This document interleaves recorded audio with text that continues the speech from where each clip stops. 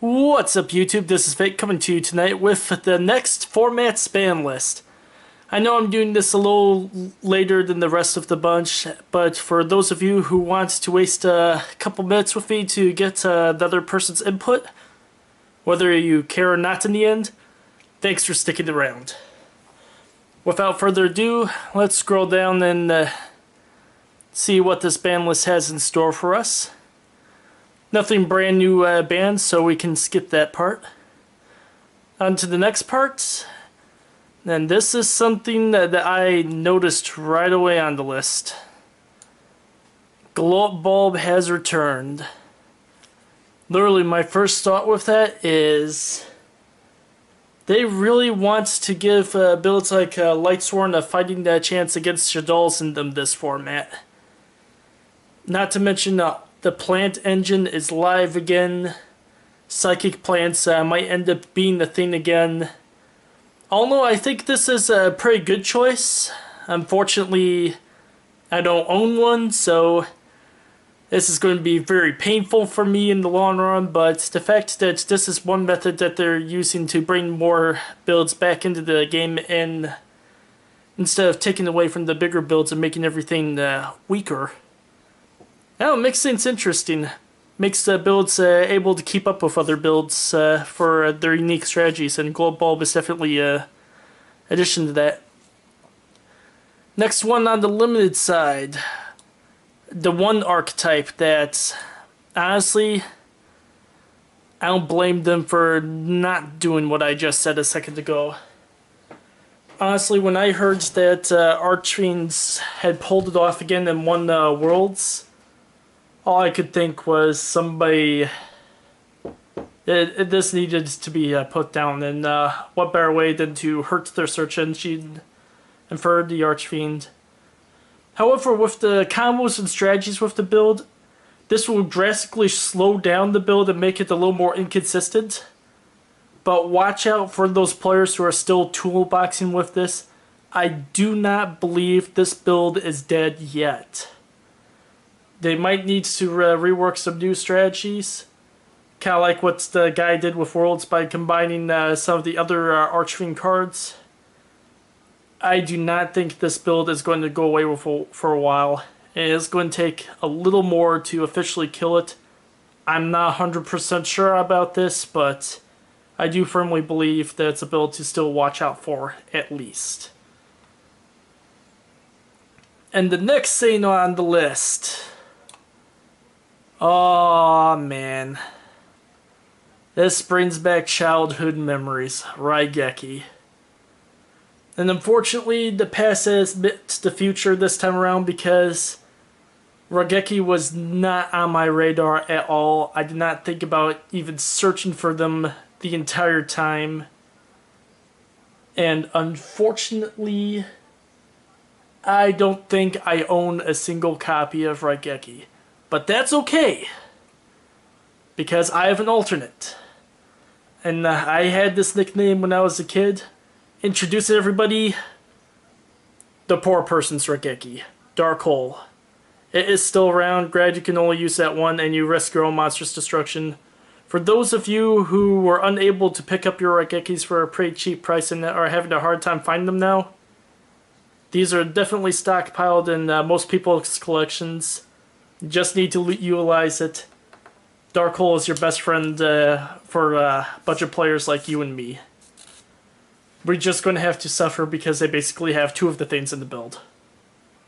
But that's okay. If it's something that has been worked around before, I do not have a feeling that it's going to cause too many problems, especially with destruction effects setting off so many builds effects these days. Next thing on the list, Soul Charge. I won't go into this too much.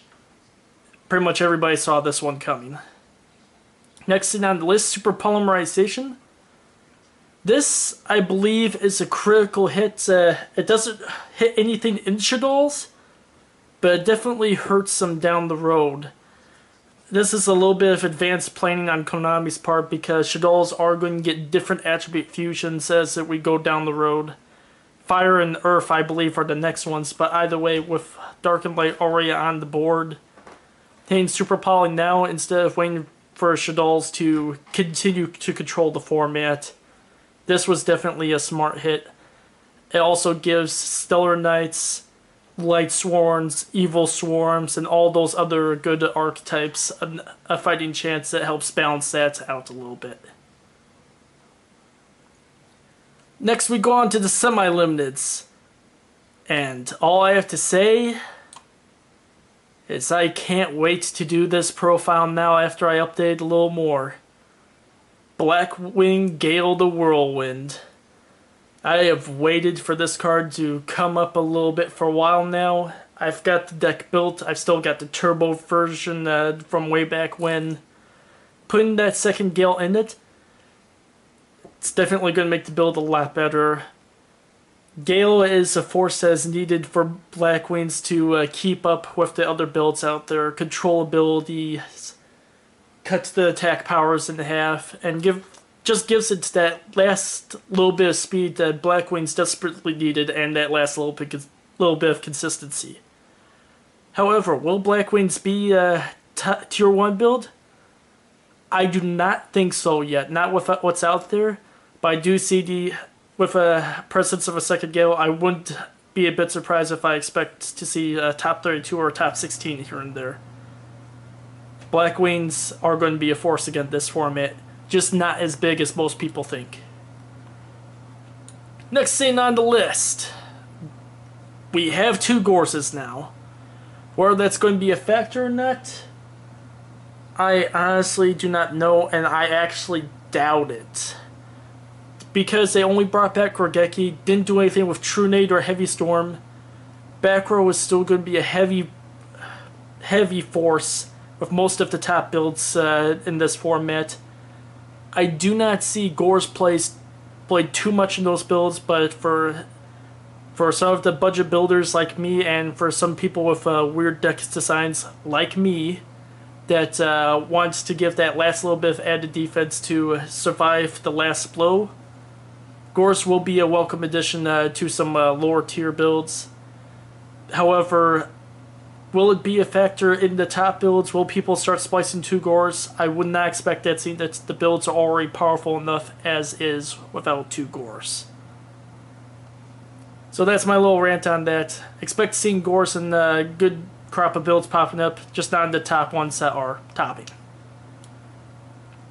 Next thing on the list, Ceasefire. Yep, Chainbird's going to be a little more annoying.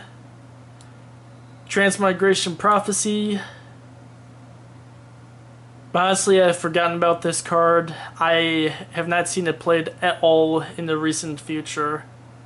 This is one that it might bite me later, but I'm just not going to worry about it.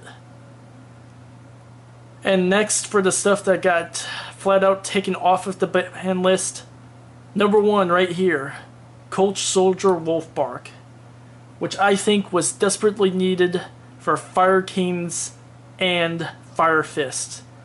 Once Coach Soldier went down to 1 and the newer archetypes came up, Fire Fist just fell flat on their face, could not keep up anymore. Wolfbark gives back the speed. They're going to have a fighting chance this format. Magician of Faith. Flip effects, unless you're a Shaddol player, flip effects are a little too slow for the format today. Did not surprise me to see Magician of Faith come back to 3. Formula Synchron. Little bit of a resurgence with this card in some select builds, but not nearly enough towards the top to warrant it being too much of a threat, so that brought back 3. And even after the glow up bulb, even after not having the Raigeki, the last thing on this list, and the one thing that I personally have a little bit of an issue on this list, Reinforcement of the Army. I understand that here in the States, we probably won't see the hero structure deck for a couple more formats. Heroes will get that power boost, but that's not the build I'm worried about with this card. It's Stellar Knights. They already have enough of a powerhouse control setup as is, with basically 2 Rhodas in the prior format, and the 3 extra Rotas in the Denebs. They already had so much consistency with their control power, especially their Solemn Judgment counter trap, let's just call it. The fact that they can get off that consistent play more so now, I think this might have overhauled, given the Stellar Knights the advantage for next format, with Super Poly going down to 1 for the Shaddolls. Stellar Knights are now hyper consistent with 3 Rotas. I expect to see a changing of the guards. Depending on how some Shaddol builds will counteract this, I'm expecting to see this be turned back into a 2-horse race between Stellar Knights and Shaddolls. Figures, another light and dark format. That's all I have to say about that one. I'm just personally not going to like facing the deck. Unless I have Light Imprisoning Mirror on the board, then I'll just laugh because that would mean that's a wasted draw. Okay, that made me feel a little bit better. Bring it on, Stellar Knights, I'm ready. Well, glad you watched this video. Hope you liked enjoying my little bit of a rant here. And as always, comment, rate, and subscribe. And until next time.